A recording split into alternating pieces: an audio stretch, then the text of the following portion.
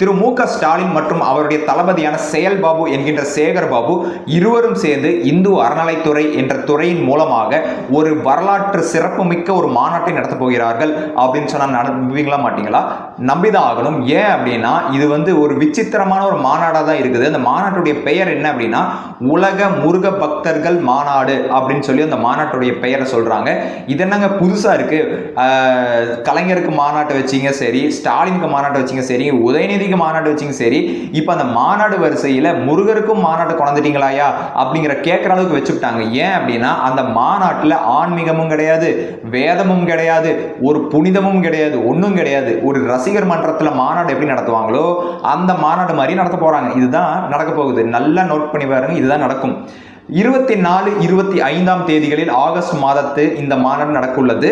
இதுல வெளிநாடுகளிலிருந்து பல தமிழர்கள் முருக பக்தர்கள் வர உள்ளதாகவும் தகவல் வெளியாகி இருக்கிறது. மேலும் இந்த மாநாட்டுடைய ஒரு சிறப்பு என்ன அப்படின்னா தமிழக அரசியல்ல இப்படி ஒரு மாநாடு ஒரு கடவுளுக்கு வைத்து எந்த ஒரு அரசியல் கட்சியும் அரசியல் செஞ்சதே கிடையாது. நீங்க மதத்தை வைத்து அரசியல் பண்றீங்க, நீங்க மதத்தை வைத்து அரசியல் பண்றீங்க என்று கூவிக்கொள்ளக்கூடிய திமுக இப்ப நீங்க என்ன பண்றீங்க? முருகனுக்கு யாராவது வரலாற்றுல இது மாதிரி மாநாடு நடத்தி இருக்கிறாங்களா? ஏதாவது ஆன்மீக கோட்பாடுகள் சொல்லி இருக்கிறதா?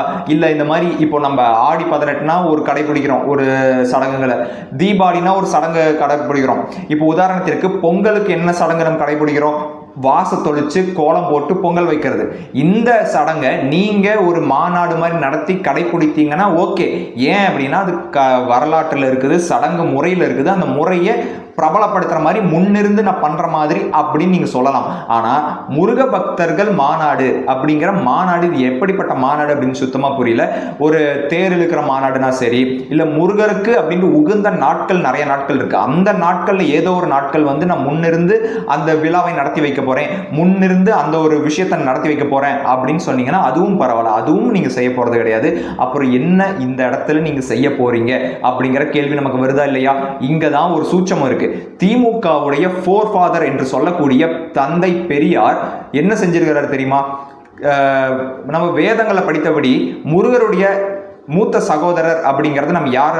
விநாயகரை தான் நம்ம கும்பிடுவோம். கரெக்டா? இதுல நீங்க உண்மை லாஜிக்குங்கெல்லாம் போக வேண்டாம். வேதத்தின்படி நம்பிக்கையின்படி முருகருடைய சகோதரர் விநாயகர் அப்படிங்கிறத நம்ம வழிபாடு முறை. அப்படிப்பட்ட விநாயகரை தந்தை பெரியார் திமுகவுடைய முன்னோடி என்ன பண்ணார்? அதை தூக்கி கிணற்றில் போட்டு இவர் கடவுள் என்றால் நீந்தி வெளியே வர சொல்லுங்க பார்ப்போம் அப்படின்ட்டு நக்கல் நையாண்டி எல்லாம் செஞ்சிருக்கிறார். அதே திமுக அதே வாரிசை பெரியாரை தூக்கி அப்படி குப்பையில போட்டுட்டு, அவருடைய கொள்கையை தூக்கி இந்த குப்பை தொட்டியில போட்டுட்டு ஆன்மீகத்தை கையில் எடுக்க ஆரம்பித்திருக்கிறார்கள். அப்படின்னா இதுல என்ன காரணம்? இந்துக்களுடைய வாக்கு வங்கியை நம்ம இலக்க நேரிடும் அப்படிங்கிற அச்சம் இவங்களுக்கு ஏற்பட்டிருக்கலாம். முதல் காரணம். இரண்டாவது காரணம், இப்படியே நம்ம பேசிக்கொண்டிருந்தால் பெரியாரு நாத்தம் நாத்திக்கம் அப்படின்னு பேசிக்கொண்டிருந்தால் ஒரு உயர்மட்ட யோசனையில் இருக்கக்கூடிய மக்கள், நம்ம தமிழ்நாட்டு மக்கள் பார்த்தீங்கன்னா முன்னோடியாக யோசிப்பார்கள். ஒரு உயர்மட்ட உயர் லெவலில் யோசிப்பாங்க. யாருமே கீழ் மட்டத்தில் அழுக்கு நாத்தம் நாத்திக்கம்னு யோசிக்க போகிறது கிடையாது. நம்ம இப்படி நாத்தம் நாத்திக்கம்னு பேசிட்டு இருந்தோம்னா ஒரு உயர் அளவில் யோசிக்கக்கூடிய தமிழர்களுடைய வாக்குகளை இழந்து விடுவோம். அதனால உயர் மட்டத்தில் இருக்கக்கூடிய அந்த ஆன்மீகத்தை கையில் எடுக்க வேண்டும் அப்படின்னு அப்படி ஒரு யோசனையில் வந்திருக்கலாம். இல்லை சனாதன தர்மம் அப்படிங்கிற ஒரு விஷயத்தை எதிர்த்து சேகர்பாபு அவர்கள் பேசினார் இல்லையா? காவி வேட்டி போட்டுக்கொண்டு, அதே காவி வேட்டி போட்டுக்கொண்டு தான் இன்னைக்கு அனௌன்ஸ் பண்ணியிருக்கிறார் அடுத்த மாநாட்டில் முதல்வரும் கலந்துக்க போறார், நானும் கலந்துக்க போறேன் அப்படின்னு சொல்லிட்டு.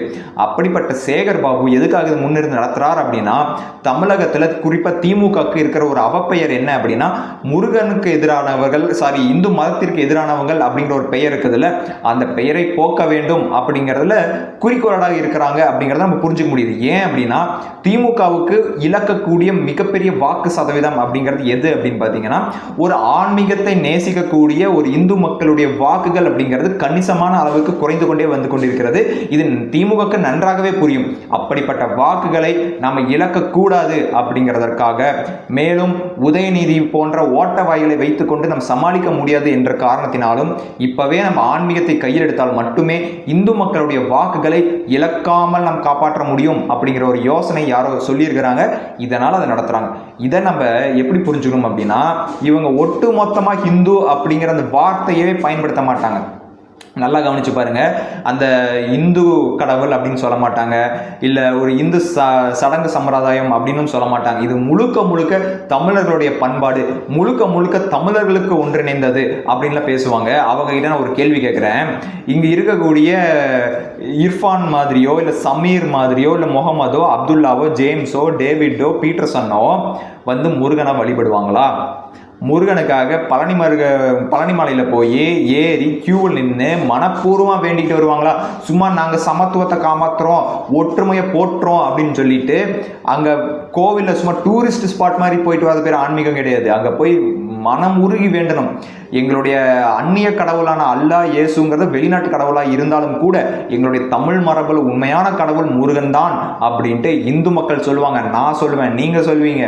ஆனால் ஒரு டேவிடோ ஒரு அப்துல்லாவோ சொல்லுவாங்களா?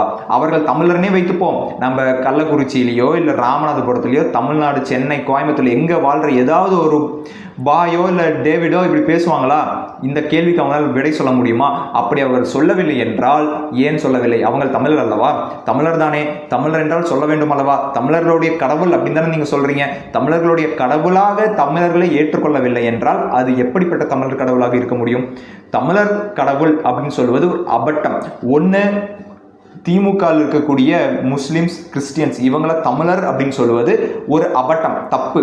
அப்படி கரெக்டுன்னு வச்சுக்கொண்டால் அவங்க வந்து தமிழ் கடவுள் முருகனை வழிபடணும். அதுவும் செய்யவில்லை என்றால் இங்கு ஏதோ ஒரு காம்ப்ளிகேஷன்ஸ் இருக்குது, ஏதோ ஒரு இடத்துல தவறு நடந்திருக்குது அப்படிங்கிறதான் அர்த்தம். உண்மையை புரிந்து கொள்ள வேண்டும் என்றால் சைவ மதத்திற்கு உண்டான கடவுள் தான் முருகன். இதில் எந்த ஒரு வேறுபாடுகளும் இல்லை. சைவ மதம் தமிழுக்குள்ள அடங்கி போனது கிடையாது. சைவ மதம் என்பது தமிழர்களுக்கு மட்டுமல்ல, சைவம் வைணவம் அப்படிங்கிறது இந்தியாவில் இருக்கக்கூடிய அனைத்து மக்களும், இரு தரப்பு மக்களும் பின்பற்றக்கூடிய ஒரு மிகப்பெரிய மதங்கள் சைவம் வைணவம். சைவம் மராத்தான் மாநாட்டில் மகாராஷ்டிராவில் கடைபிடிக்கப்படுகிறது, ராஜஸ்தானில் கடைபிடிக்கப்படுகிறது, தமிழ்நாட்டில் கடைபிடிக்கப்படுகிறது, கேரளா, கர்நாடகா, ஆந்திராவில் வந்து பெரும்பாலும் பார்த்தீங்கன்னா வைணவம் தான் கடைபிடிக்கப்படுகிறது, ஒரிசாவிலும் வைணவம் தான். இது மாதிரி பார்த்தீங்கன்னா நீங்கள் லிஸ்ட் எடுக்கலாம், எனக்கு ஃபுல்லாக தெரியல. அந்த லிஸ்ட் எடுத்தோம்னு வைங்களேன், ஏறத்தாழ 28 மாநிலங்களில் ஒரு 10லிருந்து 15 மாநிலங்கள் வந்து சைவ மதத்தை பின்பற்றுறாங்க. இது சைவம் தமிழன், சைவ தமிழன் அப்படின்னு சொல்லி சைவம் அப்படிங்கிற தமிழுக்குள்ள சுருங்கி போன மாதிரி சீன போடுவாங்க. அதெல்லாம் சுத்த போய். முருகன் என்பது தமிழ் பேசுறவங்க எல்லாத்துக்கும் கடவுள் அப்படின்னு நீங்க ஏற்றுக்கொண்டால் ஏற்றுக்கொள்கிறேன். அதை விட்டுட்டு டேவிடு அப்துல்லாக்கு மட்டும் இவங்க தமிழ் கடவுளை எக்ஸப்ட் பண்ணிக்கலாம், அவங்க வந்து அல்லாஹ்வை வணங்கலாம், ஆனா மற்றவர்களுக்கு மட்டும்தான் இவர் தமிழ் கடவுள் அப்படின்னு நீங்க ஒரு டெலிகேட்டான ஒரு பேத் எடுக்கிறீங்க பார்த்தீங்களா? அது தவறு, அது முற்றிலும் தவறு. ஒன்று அவங்களையும் வணங்க சொல்லுங்க. அப்படி வணங்க இல்லை என்றால் நீங்க தமிழரே இல்லை அப்படின்னு சொல்லுங்க. நீங்க எப்படி பெரியாரை ஏற்றுக்கொள்ளவில்லை என்றால் சங்கின்னு சொல்றீங்களோ, முருகனை ஏற்றுக்கொள்ளவில்லை என்றால் நீங்க தமிழரே இல்லை அப்படின்னு சொல்லுங்க. முத்திர குத்துங்க. அப்படி குத்துற மாதிரி இருந்தால் நாங்க ஒத்துக்கிறோம், அவர் வந்து தமிழ் கடவுள் தான் அப்படின்ட்டு. அப்படி நீங்க முத்திர குத்த பயப்பட்டு கால் நடுங்குறீங்க அப்படின்னா அவரை தமிழ் கடவுள்னே சொல்லாதீங்க, அவரை வந்து சைவ கடவுள் அப்படின்னு சொல்லுங்க, நாங்கள் ஏற்றுக்கொள்கிறோம். இந்து மதம், இந்து அப்படிங்கிற ஒரு வார்த்தை பிரிட்டிஷ்காரனால் உருவாக்கப்பட்டது அப்படிங்கிறது உண்மை, ஒத்துக்கிறோம். ஆனால் அந்த பெயர் தான் அவன் உருவாக்கினானே தவிர அந்த மதம் என்பது காலம் காலமாக பல்லாயிரம் வருடங்களாக இந்த பூமியில் அமைதியாக இருந்து கொண்டே தான் இருந்துச்சு.